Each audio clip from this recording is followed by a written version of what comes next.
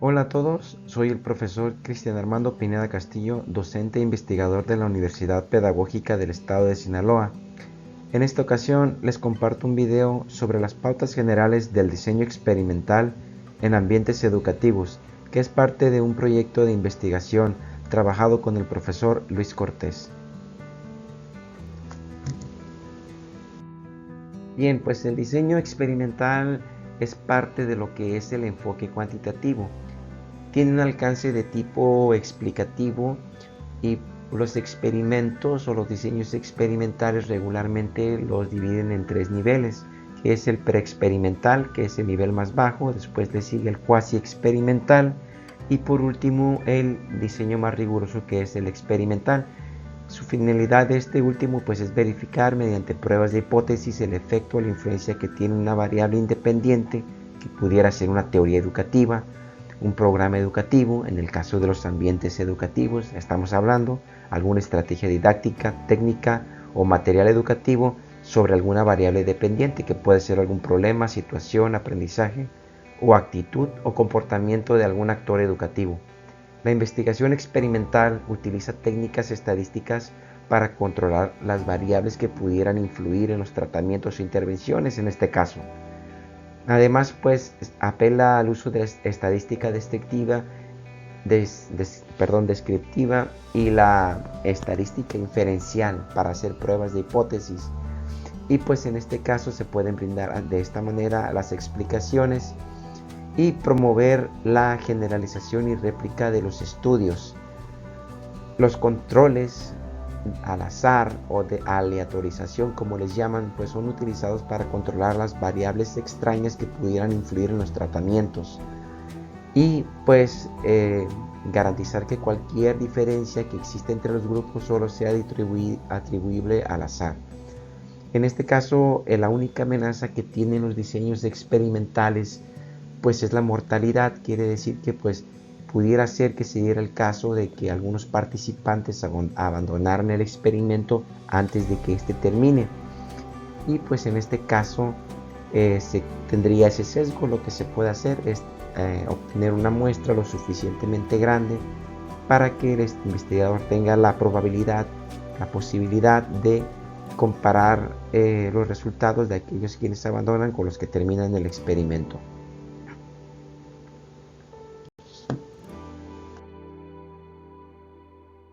En el siguiente diagrama les comparto una representación del proceso de una investigación experimental de muestras independientes con post-test. El primer paso pues es naturalmente identificar un problema o una situación educativa en la cual queremos generar un cambio. Pues dicho problema será nuestra variable dependiente. Posteriormente lo que vamos a hacer es llevar a cabo una revisión de la literatura, ¿sí?, para nosotros poder desarrollar lo que es el estado del arte y el marco teórico, y el cual nos podrá brindar información acerca de diferentes teorías o estrategias que pudieran ser utilizadas como nuestra variable independiente, ¿sí? Y podremos seleccionar una de acuerdo a nuestros intereses, o también pues pudiera ser a priori y comparar esto con lo que es el estado del arte y las teorías educativas.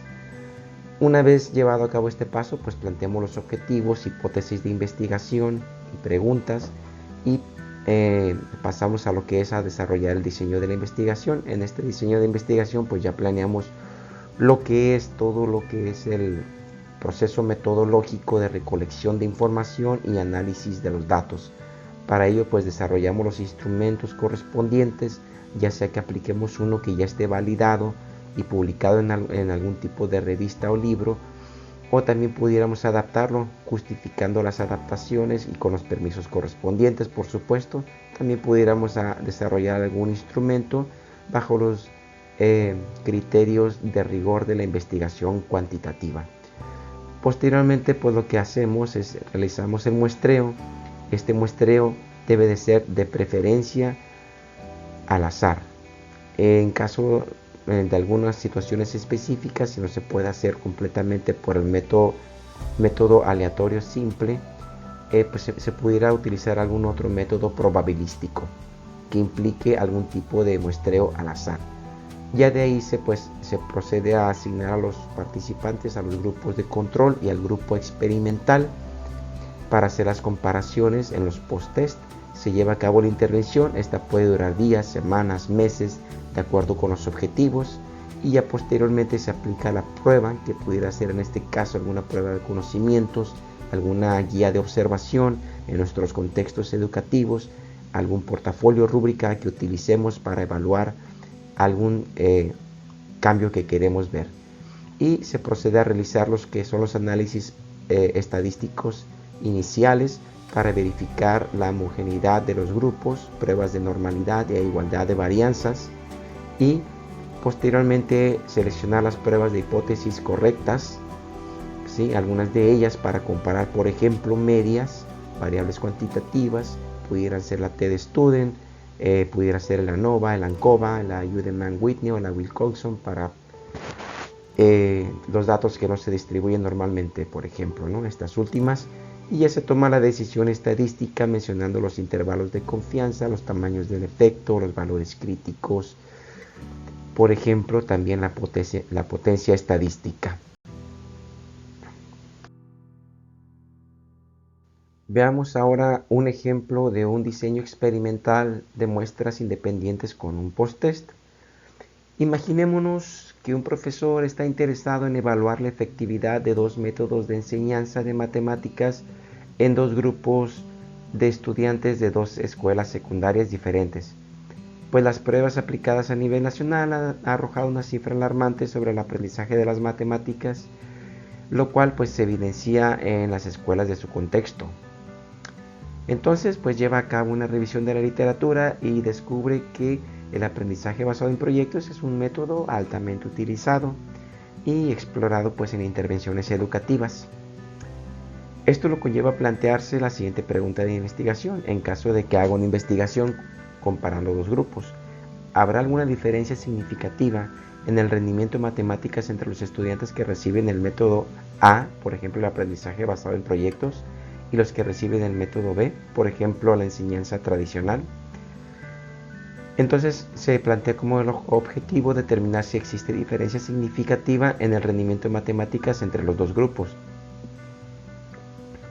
En este caso, pues prosigue el profesor a desarrollar el diseño de investigación, realiza un muestreo, ¿sí?, por el método aleatorio simple o al azar, y para ello selecciona dos escuelas que estén dispuestas a participar en el estudio y asigna los tratamientos.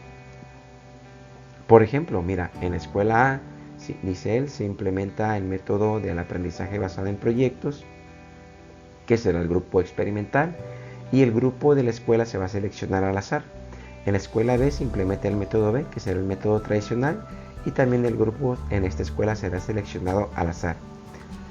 Muy bien, entonces se implementan los métodos y se implementan estos durante algún tiempo, vamos a decir por algunos 2 meses, un bimestre, y después de la implementación el profesor administra una prueba de conocimientos de matemáticas a ambos grupos para evaluar el rendimiento después de la intervención. Y aquí abajo pueden ver los resultados hipotéticos. Esto es un ejemplo hipotético de los resultados de las pruebas después del tratamiento. En este caso, pues la variable independiente, en este caso tenemos al aprendizaje basado en proyectos y una variable continua, que es el aprendizaje de las matemáticas, que se refleja en los puntajes de la prueba. El profesor pues procede a capturar los datos en el software PSPP para realizar las pruebas de normalidad, por ejemplo utilizando la Kolmogorov de Smirnov, y para verificar la igualdad de las varianzas utiliza la prueba de Levin, las cuales pues se pueden verificar en el mismo software.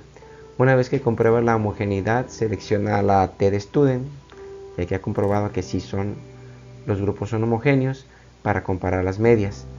En el planteamiento de la hipótesis pues se tiene que no hay diferencia significativa en el rendimiento de matemáticas entre los dos grupos, entre el experimental y el de control, y la hipótesis alternativa pues plantea lo contrario, que sí existe diferencia significativa. Ahora bien, el profesor utiliza dos softwares, utiliza el PSPP y utiliza también el software GPower, y obtiene los siguientes resultados. ¿sí?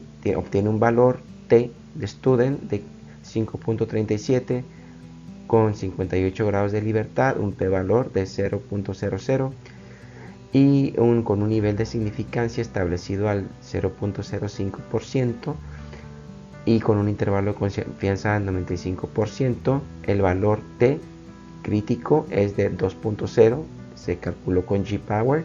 El tamaño del efecto, en este caso con la D de Cohen, también obtenido a través del G-Power, es 1.38, es un efecto grande y una potencia estadística del 0.99, o sea, 99%. En este caso, dado que el valor P es significativamente menor que el nivel de significancia, se rechaza la hipótesis nula.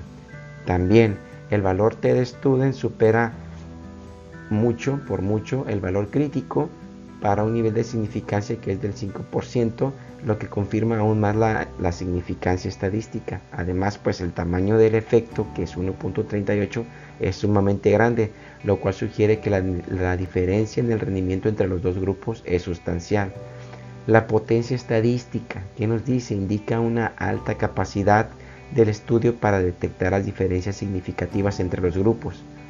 De esta manera, pues se puede concluir que en los resultados obtenidos hay diferencia significativa en el rendimiento en matemáticas entre los estudiantes que recibieron el tratamiento por medio del aprendizaje basado en proyectos y los que siguieron el método tradicional.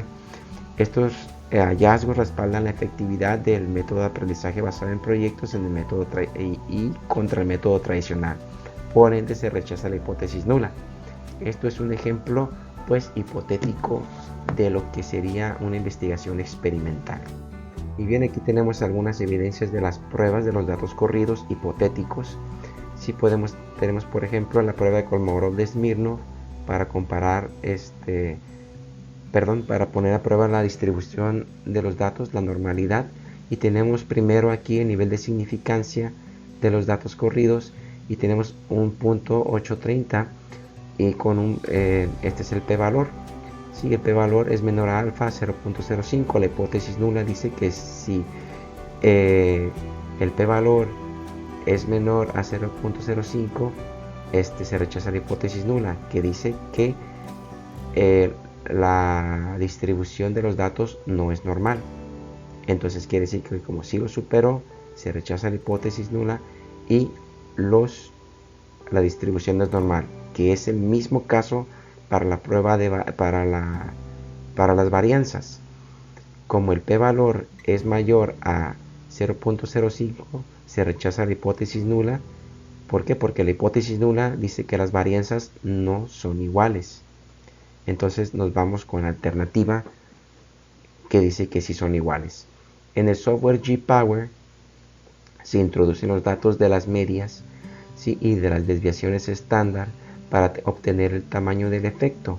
El tamaño del efecto, como supera al punto 80 en este caso, de acuerdo a las reglas de la estadística, se tiene que es un efecto grande y se corren los datos. Estos datos se pasan para acá y entonces se hace un cálculo automáticamente para obtener la potencia estadística y ver con qué tanta veracidad nosotros podemos podemos rechazar la hipótesis nula de nuestra investigación, que el aprendizaje basado en proyectos pues funciona. Entonces tenemos una potencia estadística sumamente buena con este 99%. Muchas gracias por su atención. Aquí les dejamos algunas referencias de las fuentes consultadas y estamos a sus órdenes en la Universidad Pedagógica del Estado de Sinaloa. Muchas gracias.